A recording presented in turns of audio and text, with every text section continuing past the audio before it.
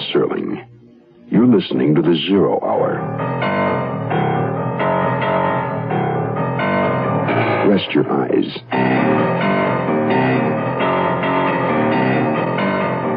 Exercise your imagination. Today, Keith Walker's frightening voyage into the past. Lost in time.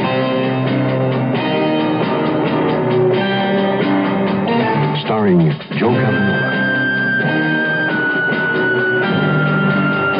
In a Mutual Broadcasting System presentation of The Zero Hour. Brought to you by the Ford Motor Company and Lazy Boy Recliners. This is the Zero Hour on Mutual Radio.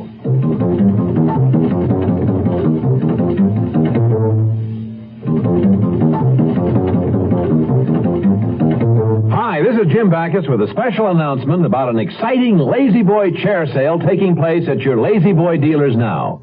Lazy Boy reclining chairs of your choice are available at unheard-of savings for a limited time only. Treat yourself and your family to a lifetime of comfort and beauty. Once you do, you'll wonder how you ever relax without one. Get America's comfort favorite, a Lazy Boy chair now. See your Lazy Boy dealer today. Run in there. He'll be glad to see you. Yes, he will. This is Jim Backus with news about the most comfortable experience of a lifetime. A Lazy Boy reclining chair. It's ideal for apartments, living rooms, dens, family rooms. Lazy Boy is as beautiful as it is comfortable. Available in any style you can imagine and in hundreds of decorator fabrics and vinyls.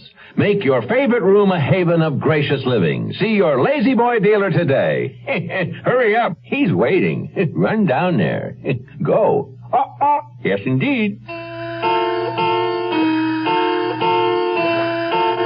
There is an old saw that says writers of science fiction only predict a minute amount of what's to come. That man's great leaps forward in science far outstrip even the most imaginative predictions of the fiction prophets. Many writers have sought to penetrate the fabric of time, and many have suggested it would require energy sources unavailable to us. That may all be changed now.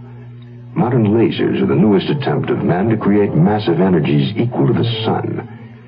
Would these be enough to open the door to time? Perhaps. But what then? If we traveled back in time, could we return? Join us now as we explore Keith Walker's prophetic anomaly, Lost in Time. Oh, yeah, okay. Hello? Jesse, it's Pete. You awake? What time is it? It happened, Jess, just like you thought. You mean the pellet came back? Yeah, I can't believe it. We're all stunned. You got to get over here right away. Well, hang up. You're slowing me down. Call Bill Hatley and have him meet us. Right. We got it. I can't believe it. Jesse Latham, Okay, you're a Elmore genius. Latham, this had better be important, or you... Bill, it's the biggest thing to happen in science since Edison yelled into his light bulb. Pete, forget the jokes. Bill, let me show you what we think we've got. Now, you know we've been working on a form of laser fusion, and that it's our theory when you compress a pellet of neutronium to less than 1/5000th its original size, you then get an incredible release of energy for a short period of time. Dr. Latham, I'm only the money guy for this institute, not its chief scientist. Why tell me? Because we wanted you to understand what we think we've got. Come on, Bill. You could see a touch coming 5 miles away. Oh, you know me so well. Okay, Pete and I have been experimenting with an anomaly we've noticed in the progress. 3 days ago, we reset the glass lenses that control the beam. We used the computer to figure the angles of all 32 of them. It fed us erroneous information. Oh, wait a minute. What do you mean erroneous information? You set the program a long time ago. How could it give you new figures? Bill, when we set the angles, the computer figures in a couple of necessary variables, such as humidity and room temperature. I see. Go on. So that was the day the air conditioning had broken down. Ah, Sylvia, come in. Morning. Jesse? Bill? I'm glad you came, Sil. I was filling Bill on the experiment. Now, when the air conditioning broke down, the humidity had climbed that day more than we allowed for in our calculations. It changed the curvature of the laser lenses just enough so that when we fired our burst, the deflection of the beam was infinitesimally off target. But it was enough. Enough for Here's what happened. In the burst chamber, the pellet we were using disappeared. But how could that be? Wait a minute. Does that mean you managed to convert it into pure energy? Well, that was our first thought. But then Pete remembered something that sent chills up our backs. Pete? Right. 3 days before that experiment, I noticed that we had an extra pellet in the inventory. When I went to get Jess and show him, it somehow disappeared. You mean it was there and then it wasn't there? Right. Took about 5 minutes to get Jess, and when we looked again, it was gone. The pellet we used in the experiment disappeared too, but it returned also. The mind blower is that it was gone exactly 5 minutes. Good. If I'm listening right, what you're saying is that somehow the two incidents are related. Right. Then yesterday, another pellet, how shall I put it, arrived. Yes, arrived. Stayed a minute and then vanished again. That's when I almost had a stroke. It scared me to death. Tonight I had Pete run another burst with the identical lens alignments. The pellet disappeared for a minute and then reappeared, exactly the same as in the first experiment. Bill, we can send something material back in time. Has anything else shown up in duplicate? No, but all that means is we've changed our line of experimentation, or will change, depending on how you look at it. All right. What can I do? I want you to convince the board to allocate money for us to build a system 10 times as large. 10 times? What do you plan to do? Simple, Bill. We plan to send a man back in time.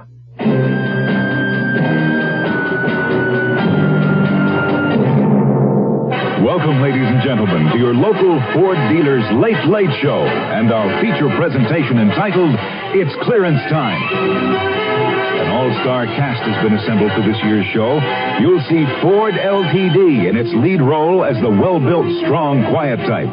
The dashing style of Ford Torino, cast as the solid midsize.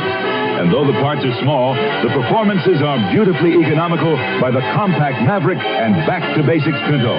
To the sporty Mustang, too, critics at Motor Trend gave Car of the Year rave reviews. And in a special guest appearance, the magnificent Thunderbird gives an elegant show, performing at a surprisingly reasonable end-of-season price. There'll be continuous award-winning performances from the entire Ford lineup, all through the summer of '74. So don't miss the action. See your local Ford dealer's Late Late Clearance Show today. Remember, the price of admission may never be this low again.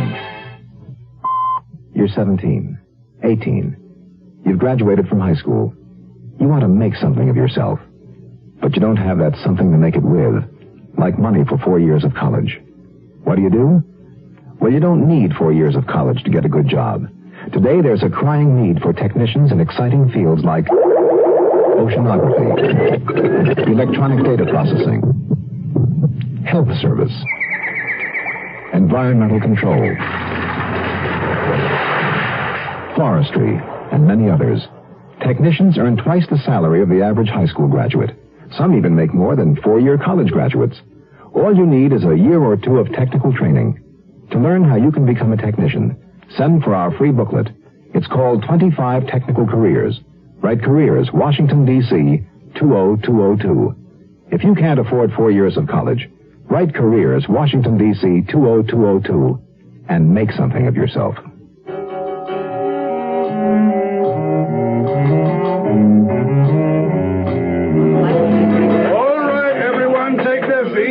You all know what Dr. Latham is working on, so I'll let him bring you up to date. Jesse. Thanks. First, our team, Pete Elmore and Sylvia Barber and myself, have been doing some basic research. We hope to find other time anomalies in the fusion experiments that the world has conducted in the last few years. We found something in particular that I'd like Pete to tell you about. All of us remember the first hydrogen fusion bomb that the U.S. exploded in Anahuac. Yes. Something happened that was kept a deep, dark secret by the Navy. It seems that a month before the blast, a cruiser patrolling the area recovered the body of a fisherman floating in the restricted waters. What makes this so unusual was that the man was covered with massive third-degree burns and was highly radioactive. Please hold it down till Dr. Elmore finishes. The discovery was immediately classified atomo. Yes, Dr. Ranger. Pete, are you saying that this fisherman was killed by a bomb that wasn't scheduled to go off until a month later? Exactly. He must have been fishing in the restricted waters when the bomb exploded, killing him, and at the same moment thrust him back a month in time. Amazing. We think so, Dorothy. The energy was, of course, uncontrolled. Had it been focused, there's no telling how far back along the timeline he might have been carried. Then that's what you plan to do now. Focus the energy with a new laser. Yes. Also, we believe there'll be a sine curve here where, past a certain point, very little energy is needed to jump, say, 10 years or 200 years backward in time. Jess. Dr. Marlowe. Putting a man back in time is one thing, and I'm as excited as you, but how are you going to bring him back again? Sylvia? We've discovered, Augustus, that reversing the energy field will return an object to the present. I say discovered because we have only constructed the problem on the computer, but that's the answer. The final proof lies with Jess. What? You mean Jessie is going to be the one that travels back? Right. That's ridiculous. With respect, sir, I am the only one fully familiar with the way to program the operational equipment. Augustus, we have developed a circular laser generator that Jess will use for his return. Essentially, it works on the same principles that the linear laser does, but instead of lenses, we use special glass rods coming out of the central core where the energy source originates. Built into each are miniature light amplifiers that give us the controlled burst. The whole unit is the size of a travel bag and has the advantage of being calibrated to return our men to this time angle. Wait a minute there, girl. I don't much like the sound of that. What's a time angle? That's the problem, Augustus. We believe that we can use the machine to send us back in time to within a decade of target. Well, it sounds like using a shotgun to shoot down a barn. True, but at this stage of the discovery, that still is a major achievement. Well, still, that time angle you talk of, that means when you return, it would be any time in the next 10 years. No. Again, I refer to the pellets. They both return to this moment in time. That is the moment we're living at now. We believe that when I activate the return, it will be to come back to this moment. If I stay away an hour, actually I plan for that on the first try, then 1 hour after departure I will return. At least we hope so. All right. Before we wrap this up, anybody got any last questions? Yes. Yes, I'm aware that you've moved the apparatus to a building in Manhattan. Why? We chose that building because it was built in 1880. It is essentially unchanged now, and that's our target decade. 1880. Oh, All amazing. right. Okay, everybody, that's it. We'll keep you informed. Jess, best of luck. What time do you go? Tomorrow night, 10 p.m.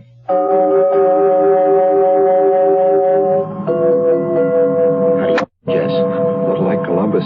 I know where I'm going, but there's still a nagging thought that I'll sail over the edge. If this works like it's supposed to, Jess, you can make your next trip back to his time and reassure him in person. Oh, isn't that a mind-boggler? Imagine lunch while Rome is burning. I could be the seventh wife of Henry VIII. Yes, or perhaps the early assassination of Adolf Hitler. Oh, I never thought of what would happen, Jess, if we could prevent the Second World War, or a famine in India, or the Black Death. I truly don't know, Sel. It's been suggested by science fiction writers many times that a single incident could change the entire course of history. Yes, and with it, this experiment. Us. We might not be here if time were altered. Wow. Before we change anything, much thinking would have to be done about the alternate futures. In any case, that's not our purpose tonight. Evening, Jess. Pete, Sel. I'm afraid I couldn't follow my own edicts and stay away. It's all right, Bill. Glad to have you. 9:50 p.m., Jess. You better change. Already done, under my coveralls. Change? Yes, I've got a complete 1880 suit on underneath. Our schedule calls for me to use my hour and the other time to assess exactly what period we've hit. Wouldn't do to walk around in 1976 clothing. No, of course not. Pete, I'll enter the capsule now. Right. Bill, Sylvia, let's adjourn to the control room. Good luck, Jess. Take care.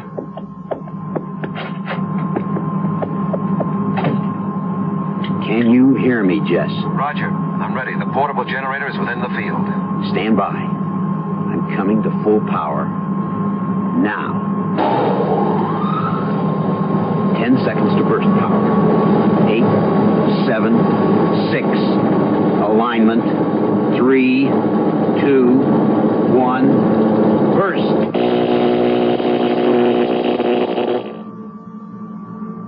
My heavens. I don't know what to say. Amazing, Pete. 1 minute he's sitting there, and the next he's... The next, he's 80 or 90 years into yesterday. Here's some super news. Wait, let me give you a fanfare. Thanks. Right now, your Ford dealer is featuring the all-new Super Cab pickup. Now for a cymbal crash. Yes, Ford Super Cab, the only two-door pickup roomy enough... Hold it. A drum roll. Roomy enough to carry a family of 6. So march on down to... Now the full band. March on down to your Ford dealers and see the Super Cab with option on bench seat or facing jump seats. Or with no rear seats, you get 44 cubic feet of cargo space. And because it's clearance time now at your Ford dealers, he's really dealing on all his pickups, rancheros, Broncos, and vans. Great choice now available, too. I didn't know all that. Great marching band imitation. How'd you ever do it? I got excited. You'll get excited, too, about the super news at your local Ford dealers now.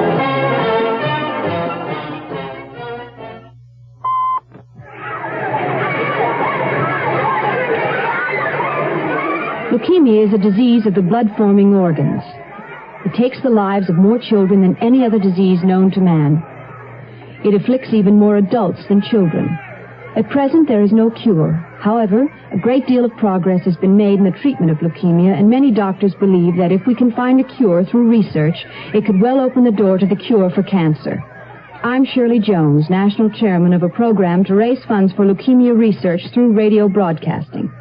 If we can find a cure to this dread disease, we can stop the deaths of 15,000 victims each year and help in the search for the cure to cancer.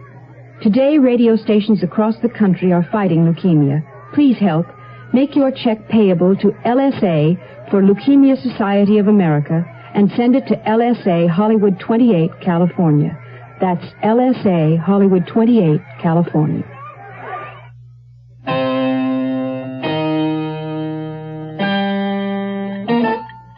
Pete, what's the time? Sylvia, that's the 9th time you've asked.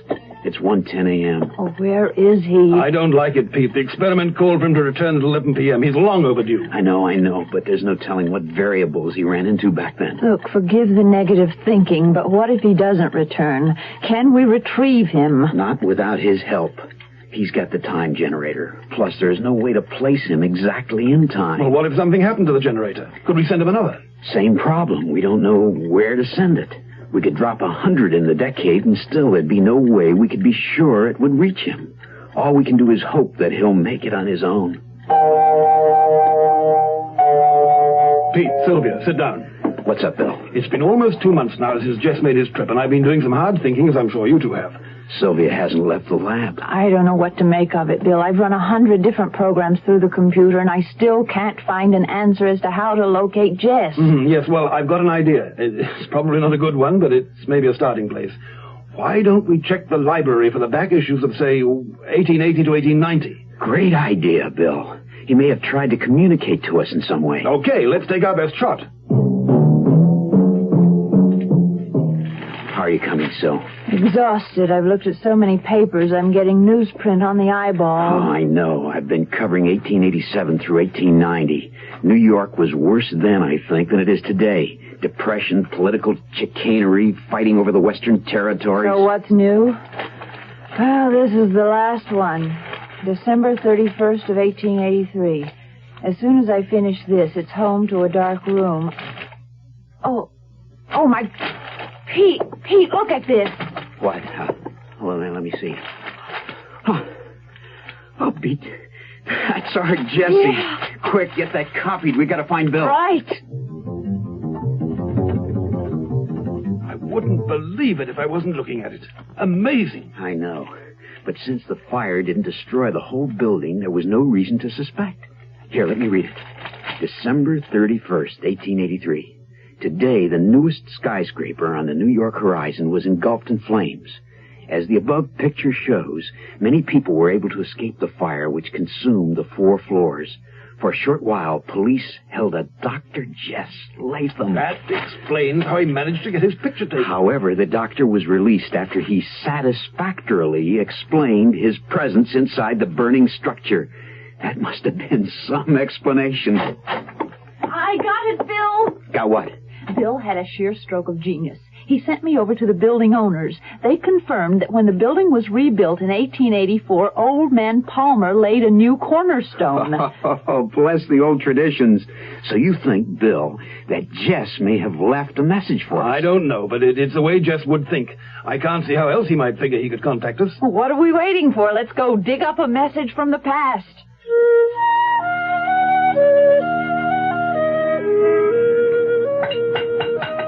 You sure this okay, Mr. Hatley? I'm sure, Mr. Hunt. Please continue. Sir, there's some sort of hollow plates inside, in large opening. Okay, sir, I feel something inside, a metal box. Pull it out, please.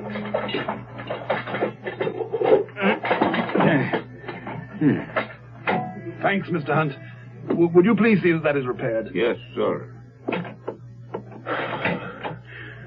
I'm almost afraid to open it. I'm not here. Let me. It is hard to believe we are looking 91 years into the past.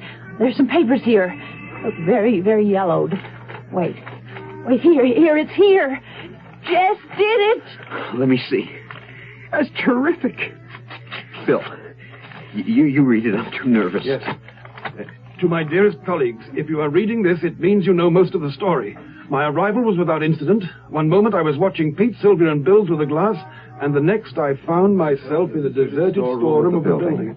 What we fail to take into consideration is that the mass of heat generated by the laser reached this end.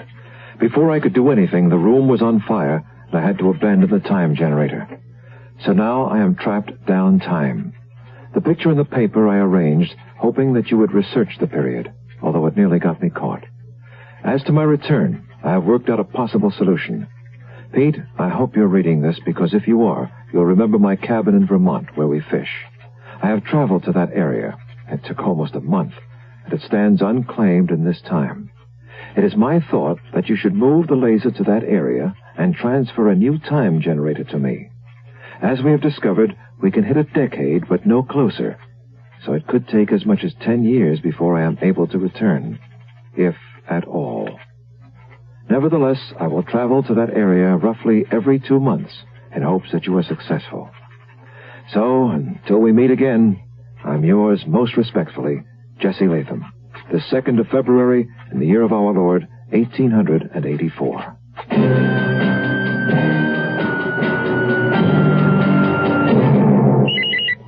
Steve DeSadnik, Chief Engineer, WCVB-TV. If I were buying a TV color receiver today, it would be 100% solid state. RCA asked these TV chief engineers a question you could be asking yourself.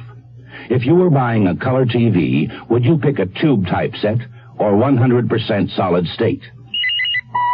Robert Porter, KMEX-TV. I'd buy a 100% solid state set for the low maintenance, high reliability, and low power consumption. In a nationwide survey, 95% of the TV chief engineers polled said they'd prefer to buy solid state for their next color TV. So if you've been asking yourself the question, you know what these experts say. Otis Freeman, New York. I'd buy 100% solid state like the RCA XL100. For color, for reliability, consider the new RCAs. Every one is an RCA XL100. 100% solid state. Don't settle for less.